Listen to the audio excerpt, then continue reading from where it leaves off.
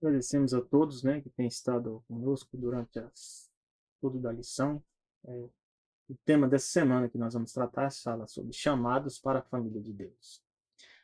E está começando um novo trimestre, né, com temas relacionados à questão da mordomia, ou seja, da nossa fidelidade para com Deus em os aspectos, né, do nosso templo, né, que é o nosso corpo, o tempo, né, como nós usamos nosso tempo, os talentos que Deus nos deu e o tesouro que também Deus nos dá.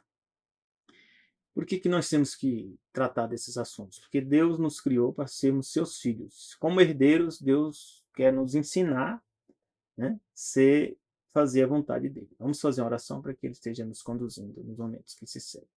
Nosso Deus e Pai, esteja conosco, guie nos momentos que se seguem estudar a tua palavra. Pedimos em nome de Jesus. Amém.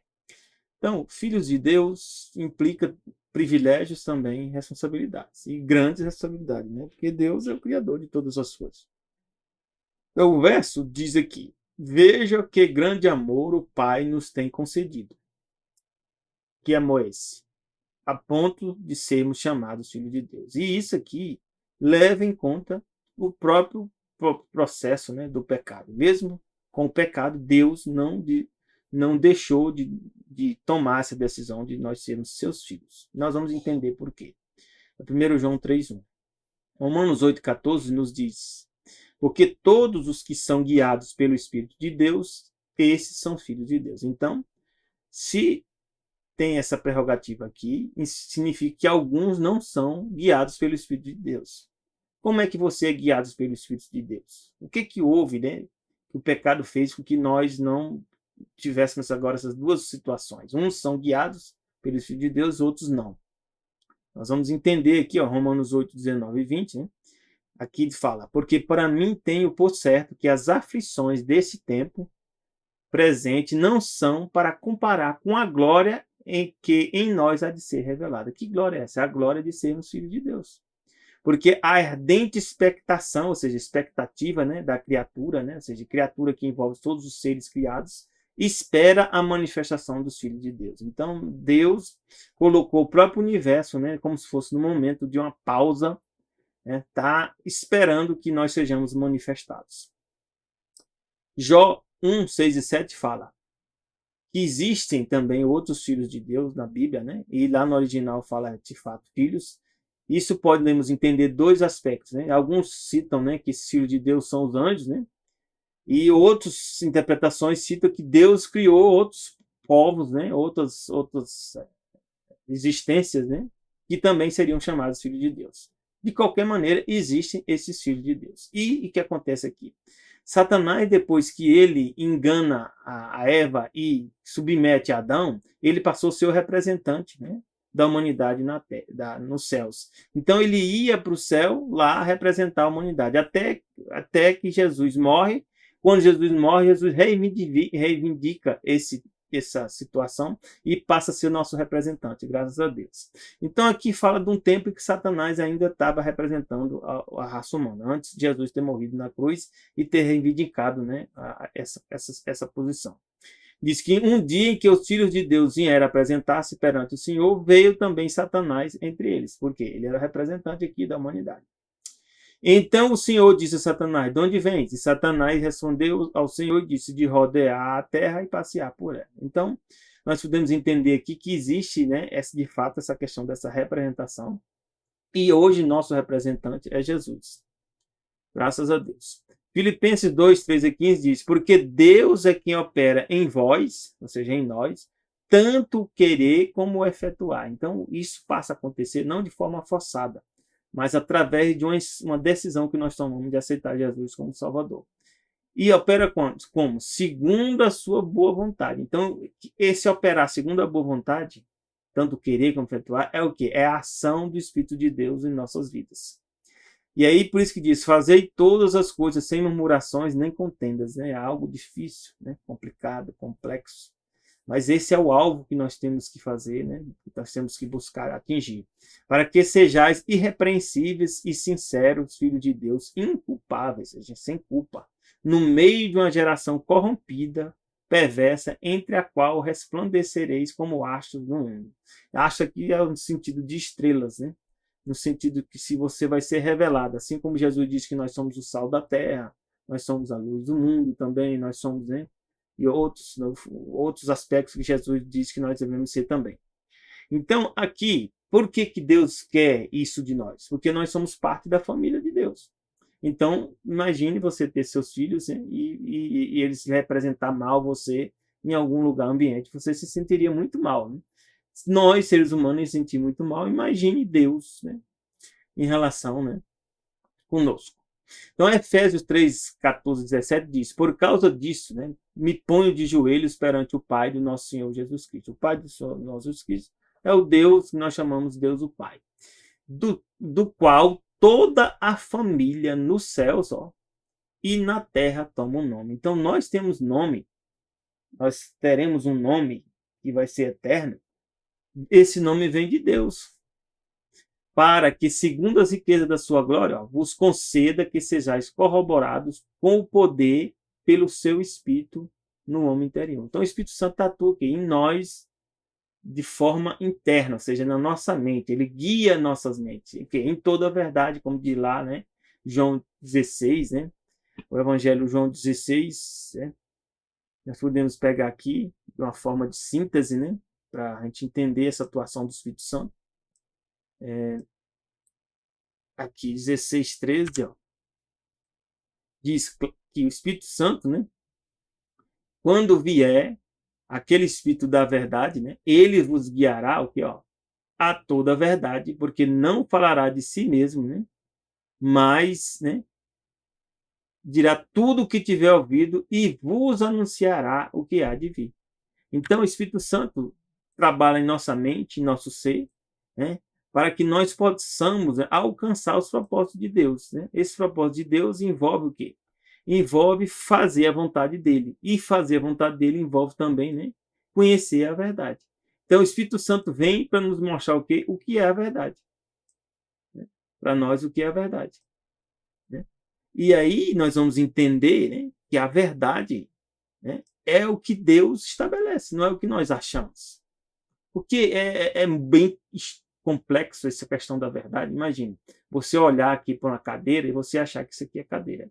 Ela é cadeira porque Deus determinou as condições, né, essenciais para que ela exista como cadeira. Mas no momento que Deus dizer que ela não é mais cadeira, ou passa a ser outra coisa, ela vai passar a ser outra coisa. Porque Deus é todo poderoso para isso. Por isso que aqui diz que como é que Deus nos guia?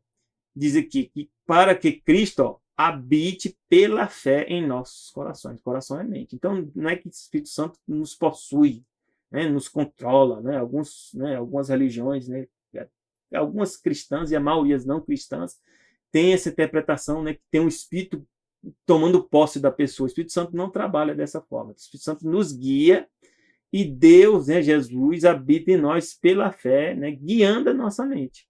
Mas a gente não é possuído. Deus nos conduz igual, né, um pai, né, um professor, instrui e conduz um filho, a fim de que estando arraigados e fundados em amor. Então Deus quer que nós sejamos, a nossa base é o amor. E nós vamos entender daqui a pouco o que é o amor. João 20, 17 diz Jesus, disse-lhe Jesus, não me detenhas, porque ainda não subi para meu Pai, mas vai para meus irmãos. Então Jesus, depois da ressurreição, fala que nós somos o quê? Irmãos dele. E diz-lhes que eu subo para meu Pai e que mais? O vosso Pai. Jesus tinha garantido, meus irmãos. Louvado seja nosso Deus, nosso Senhor Jesus Cristo. Pela morte dele na cruz, garantiu para nós que nós vamos ser filhos de Deus. E aí nós podemos chamar o Pai de Jesus, nosso Pai também. Meu Deus e o vosso Deus. Então nós também podemos chamar de Deus, nosso Deus. Louvado seja nosso Deus. Mesmo com o pecado, Deus traçou uma solução para nos dar essa condição. Retornar para nós essa condição.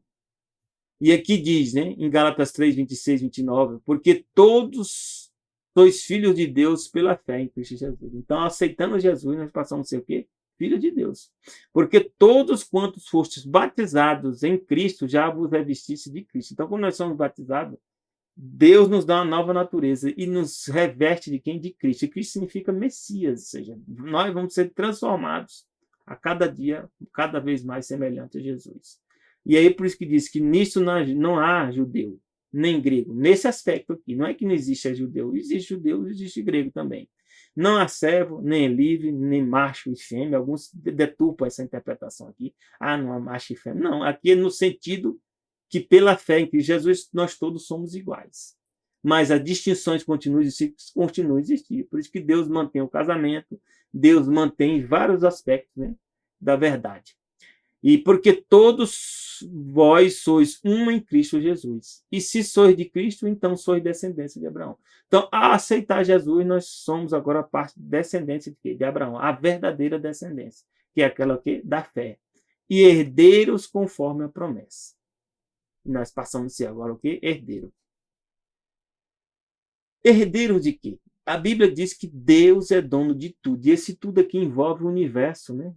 Material, né? O universo, né? Espiritual, todo o universo, no sentido de que existe uma totalidade. O universo significa essa totalidade que Deus criou.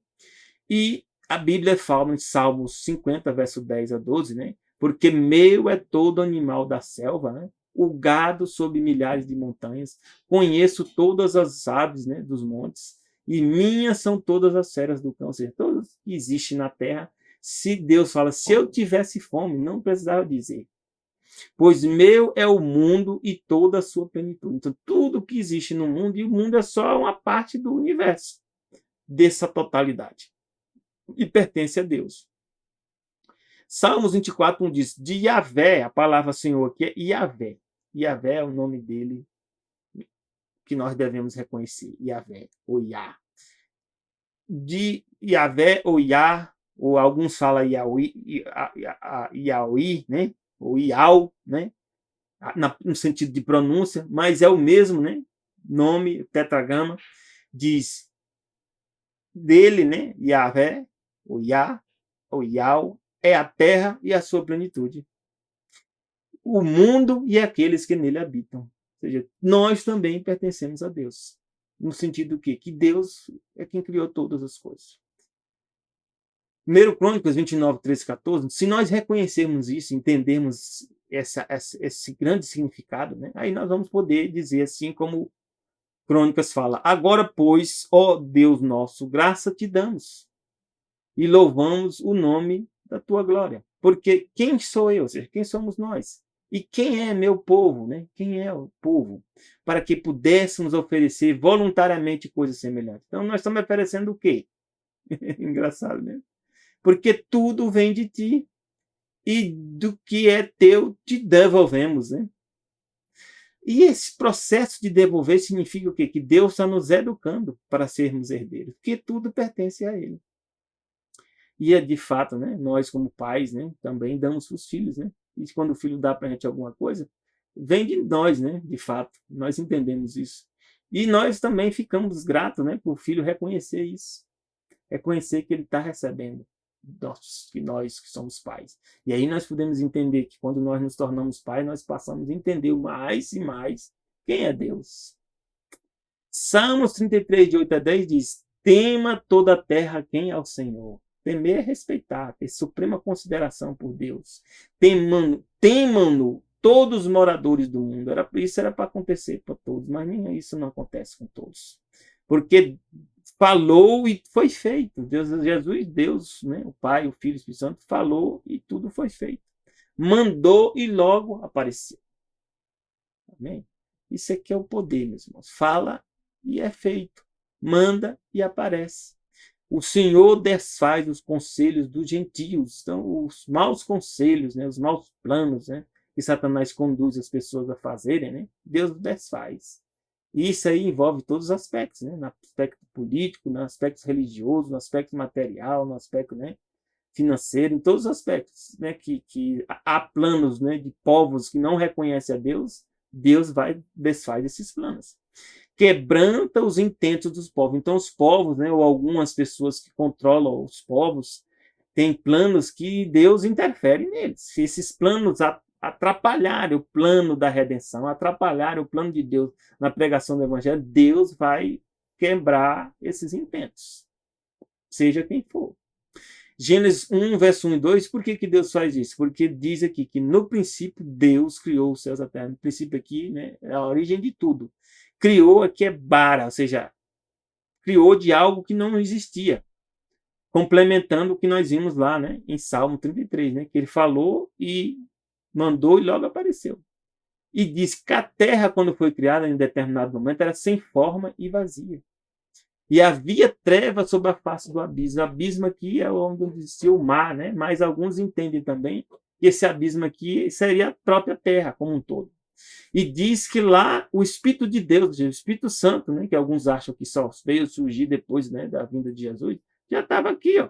O Espírito de Deus se movia sobre a face das águas. E quando Deus diz, façamos o homem a nossa imagem e semelhança, né? Façamos aqui, envolve o Espírito de Deus e envolve também o Pai, e nós já sabemos que envolve também a Jesus, que é o Filho. Então, aí por isso nós entendemos que existe a Trindade. Então, Deus nos dá recursos para que nós possamos, né, fazer parte da família de Deus. Né? Deus nos dá para nós alcançarmos. Por quê? Porque nós somos pecadores. Sendo pecadores, Deus nos dá determinadas, né, habilidades e condições para que nós possamos alcançar os planos dele. João 3,14 diz, como Moisés, né, levantou a serpente no deserto, assim importa que o Filho do Homem seja levantado. Então, o povo estava, né, desobedecendo a Deus e apareceu muitas serpentes, começou a picar as pessoas, né, no deserto, tá essa passagem lá, e as pessoas começaram a morrer. E Deus mandou Moisés colocar o quê? Uma imagem, né, numa serpente, né? E as pessoas que olhassem essa imagem, elas iam o quê? Eram salvas. Ou seja, tivessem fé no que Deus faz, né? Então diz que Jesus também veio, né, semelhante, né, os atos, né, que a serpente fez. O que a serpente fez com a humanidade? Né? Contaminou a humanidade. Então Jesus veio, torna-se humano, né, não sendo contaminado, né? Para o quê? Para que ao ser levantado, né, diz que todo aquele que nele crê não pereça, mas tenha a vida eterna. E diz, por isso que Deus fez, porque Deus amou o mundo de tal maneira, né, que deu seu Filho unigênito. Ou seja, unigênito aqui é no sentido de um único da espécie, porque Jesus é o quê? Deus, e ao mesmo tempo é ser humano, passando, né, não só da condição de ser divino, também a ser filho de Deus. Por isso que aqui chama Filho unigênito, para que todo aquele que nele crê não pereça, mas tenha a vida eterna. Então, o plano de Deus é que todo mundo fosse salvo. Mas, infelizmente, se você não crê, se você não aceita o plano da redenção, infelizmente, você vai estar de fora. João 1, 11, 13 diz o que? Veio para o que era seu. Jesus veio para o que é dele. Gente. Por que é dele? Porque ele é o Criador. Mas diz que os seus não receberam, ou seja, Deus permite que nós façamos escolhas. E aí nós podemos ver, né, como hoje está uma guerra, né, para controlar as falas das pessoas, né? A liberdade de expressão hoje está toda deturpada, né? Tem a liberdade de expressão, vírgula, né? Em determinadas situações. Não, para Deus não é isso, não. Para Deus a liberdade de expressão, a liberdade de pensamento, Deus mantém elas. Por isso que aqui diz que as pessoas vieram, Jesus veio, mas muitos não receberam.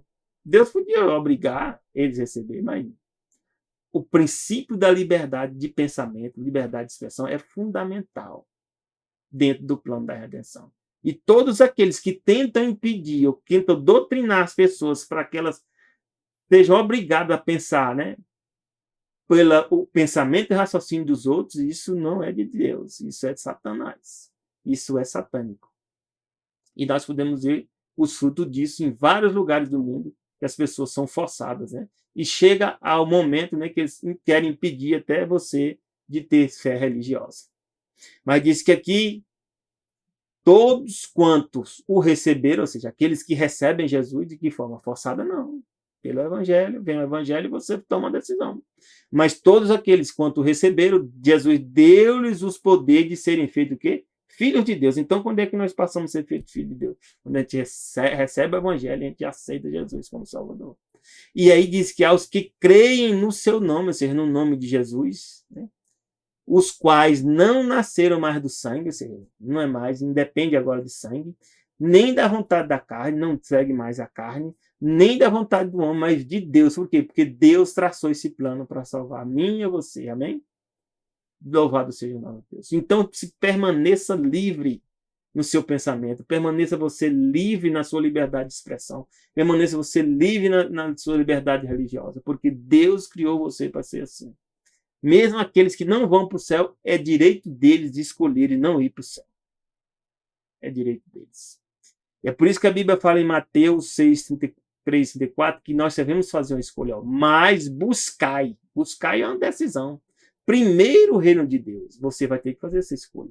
A sua justiça e todas as outras coisas vão ser acrescentadas. Que as nossas necessidades diárias, né? De recursos materiais, recursos espirituais e vários recursos que nós necessitamos. E Deus diz, não vos inquieteis. Por quê? Porque Satanás sempre está traçando um plano para deixar a gente inquieto, né? Achando que as coisas não vão ser resolvidas, né? E eu tenho também esses problemas, né, diários, lutas diárias, mas Deus diz que a gente não deve nos inquietar, pois pelo dia de amanhã. Faça o melhor hoje, porque o dia de amanhã vai cuidar de si mesmo. E a gente não sabe o que vai acontecer, né? Eu lembro, né, quando Saddam Hussein, né, apareceu umas fotos dele lá no Iraque, né, ele lavando as mãos numa pia de ouro, de repente, né, vem a invasão dos Estados Unidos, destrói tudo, né, destrói o lugar onde ele morava, ele morre, né, assim, o que adiantou? Então, nós não sabemos o dia de amanhã. Basta cada dia o seu mal. Ore a Deus hoje e amanhã você ora novamente e você luta novamente para ganhar o seu pão. Peça a Deus o pão de cada dia que Ele vai te dar. Faça o seu trabalho, né? Não fique cobiçando as coisas dos outros, né? Como o socialismo ensina, né?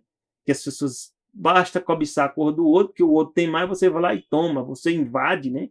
Isso se opõe claramente à Bíblia e ao que Deus estabelece. Salmo 37, 33, 25 diz: os passos de um homem bom são confirmados pelo Senhor. Se você fizer isso, Deus vai se confirmar teus passos.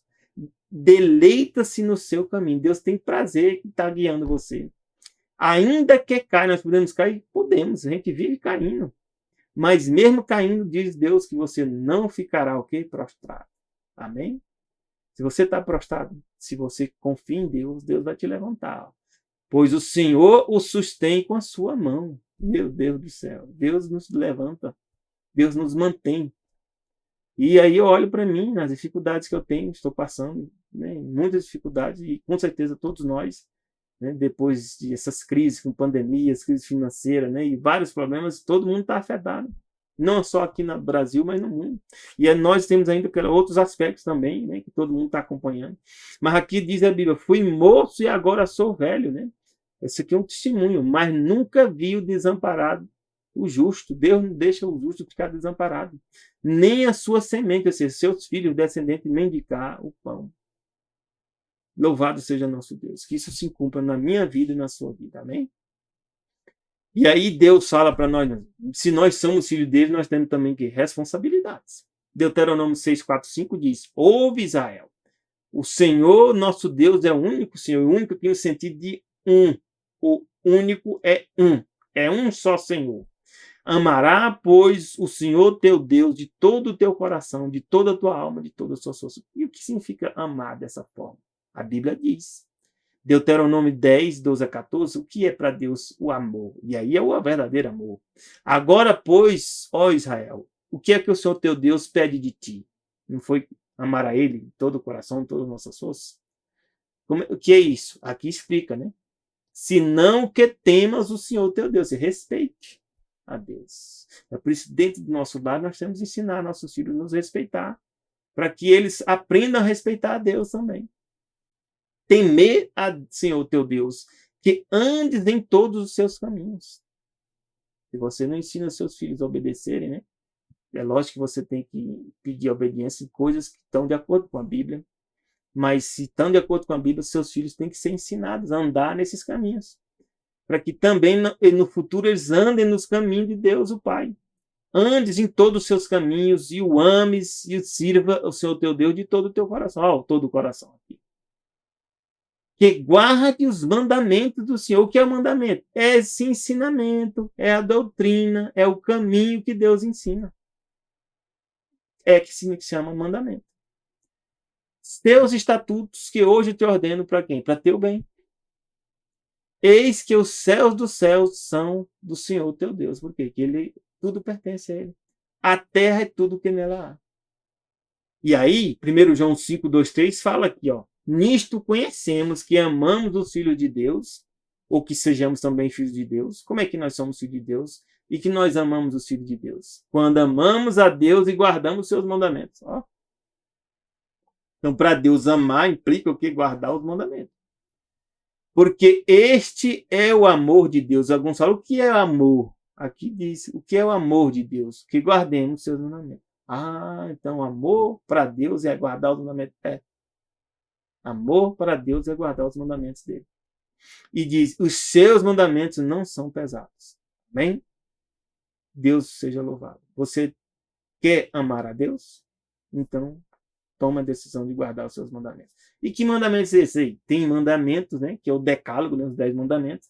E tem também os estatutos, né? As leis naturais que Deus estabeleceu, né? Como os animais que nós devemos comer, com quem nós devemos casar, né? Como nós devemos, né, conviver, né? Todos isso são leis que Deus estabeleceu. Isso está onde escrito nas Escrituras, na Bíblia. Mateus 7,21 diz, por que nós devemos fazer isso? Porque nem todo que me diz Senhor, Senhor, entrará no reino do céu, mas aquele que faz a vontade de meu Pai que está no céu. Quem falou isso? Jesus. Então Jesus fala fazer a vontade. O que é fazer a vontade? É obedecer. Obedecer em quê? Nós já vimos, guardando os mandamentos de Deus. Ah, mas o mandamento vai me salvar? Não. Mas se eu aceitei Jesus como Salvador e não estou decidido a guardar os mandamentos, Jesus está dizendo aqui que não adianta chamar ele de Senhor. Não adianta. Porque ele, no final, o propósito da salvação é nós guardarmos os mandamentos de Deus. Aqui na terra e também lá no céu. É por isso que o sol surge, né? Vai e volta, né? A lua também, né? Segue seu ciclo, porque eles obedecem à vontade de Deus. As plantas, né? Elas dão os frutos porque obedecem à vontade de Deus, né? As nuvens, né? A água, o mar, tudo, né? Obedece à vontade de Deus. Então, esse padrão aí é o padrão da eternidade. Obedecer à vontade de Deus. Então, tesouros no céu. Mateus 6, 19, 21 fala assim, não ajunteis tesouros na terra, onde a traça e a ferrugem e tudo consome. De fato, né? A gente tem que ajuntar alguns tesouros? Tem. E temos que comprar nossa casa, né? Trabalhar, comprar um carro. Mas isso aí é coisa que no futuro também vão deixar de existir para nós. E aqui na terra tem ladrões, né, que roubam seus recursos. Né? Os impostos, muitos deles hoje são roubados. Né? É feito, né, de uso, né, de desvio. Né? Por isso que pessoas passam fome. Né? As ruas são esburacadas, né? Muitos problemas que existem. Né? Existem recursos que são arrecadados, mas os recursos não são usados da forma correta. Mas ajuntais tesouros onde? No céu. Então a gente tem que fazer isso aí, tem que fazer a nossa parte, tem que pagar o imposto e tudo mais, mas não pensar que isso é o principal. E quais são os tesouros no céu? Onde nem a traça, nem a ferrugem consome, nem os ladrões não minam, nem roubam. É o quê? A pregação do evangelho mesmo. Uma pessoa salva é muito mais importante, meu irmão, do que qualquer coisa que existe que você venha possuir. Porque onde estiver o vosso tesouro, aí também será o quê? O vosso coração. Deus vem salvar pessoas. A terra vai ser transformada num abrir e num piscar de olhos. Né? Nós também seremos transformados. E aqui Tiago 2, 23, 24 fala, e cumpriu-se a escritura que diz, e creu Abraão em Deus e foi-lhe imputado como justiça. Então, se nós cremos em Deus, Deus diz, olha, meu filho, crê em mim. Então, eu estou com ele. E Deus chamou Abraão que é de amigo, ó. Vedes então que o homem é justificado, ó, pelas obras. Então, Abraão creu em Deus, mas ele levou o Isaac, né? E fez a oferenda. Só não concluiu porque Jesus disse, né? Ó, não necessita mais. Você mostrou que você crê em mim. Suas obras mostram que você crê em mim. Então, para que servem as obras? Por que nós guardamos o sábado? Vamos na igreja no dia de sábado? Para mostrar que nós cremos em Deus. Não é porque nós pensamos que vamos ser salvos cristãos, porque nós vamos falhar. Nós vamos cometer erros em relação ao mandamento. Mas não é por isso agora que nós vamos dizer que os mandamentos de Deus estão errados ou que não devem ser guardados. Então, a fé implica o quê? Tem que trabalhar junto com as obras. E Gálatas 3, 8, 9 diz assim: ora, tendo a Escritura previsto que Deus havia de justificar pela fé os gentios. Por que é pela fé? A primeira passo é pela fé. Você não vem a Jesus pelas obras, é pela fé. Você recebe o evangelho e toma uma decisão. E depois Deus vai produzir em ti os frutos. Como? Guiando você com o Espírito Santo. E aí Deus tinha pregado o primeiro evangelho a Abraão. O evangelho já foi pregado na época de Abraão. Foi. Alguns acham que foi só na época de Jesus veio. Não, aqui diz que o evangelho foi pregado na época de Abraão. Porque o evangelho é boas novas. Dizendo a todas as nações serão benditas em ti, Abraão. De sorte que os que são da fé, são benditos como o crente Abraão. Então a fé existia antes, desde a época de Abraão. Não foi só quando Jesus veio aqui. E aqui diz Ellen White, nas parábolas de Jesus, que o dinheiro é de grande valor, porque pode realizar grande bem. Na mão do Filho de Deus, esse dinheiro pode ser alimento para o faminto, água para o sedento, roupa para quem precisa, proteção para o oprimido, meio para socorrer o enfermo. Mas o dinheiro não é de mais valor do que a areia. E a não ser que o empreguemos para prover as necessidades da vida. Então, se você está usando o seu recurso que você recebe para prover a necessidade da vida para você e também para as pessoas que dependem de você, que você está fazendo bênção aos outros e para o desenvolvimento da obra de Jesus, né, que tem que levar em conta também a pregação do Evangelho. Então, esse dinheiro vai ser um dinheiro abençoado. E que Deus te abençoe e que venha mais recursos para você. Caminho a Cristo de Ellen White fala, né, sobre a trindade celestial. Fala que o coração de Deus anseia por seus filhos terrestres com maior amor, mais forte do que a morte. Então, o amor venceu a morte. Deus amou o mundo de tal maneira, né? E deu o seu filho unigênito. A morte não foi mais importante. A morte foi o meio, mas o amor de Deus foi que capacitou Jesus para vir morrer. Entregando seu filho, nesse único dom Deus derramou sobre todos nós todo o céu. Por quê? Porque Jesus é o quê? Deus. A vida, morte e intercessão do Salvador, o ministério dos anjos, o pleiteado Espírito Santo para conosco, o Pai operando acima de tudo e por tudo. Amém. O interesse incessante dos seres celestiais, tudo se empenha em favor da redenção do homem. E aí, pegando essas passagens aqui, vamos ver o que a Bíblia diz. 2 Coríntios 5, 18, 19. Né? Tudo isto provém de Deus. E quem Deus aqui é? Deus o Pai, que nos reconciliou consigo mesmo por Jesus Cristo. Então, Deus estava junto com Jesus quando Jesus estava morrendo. E a Bíblia diz isso.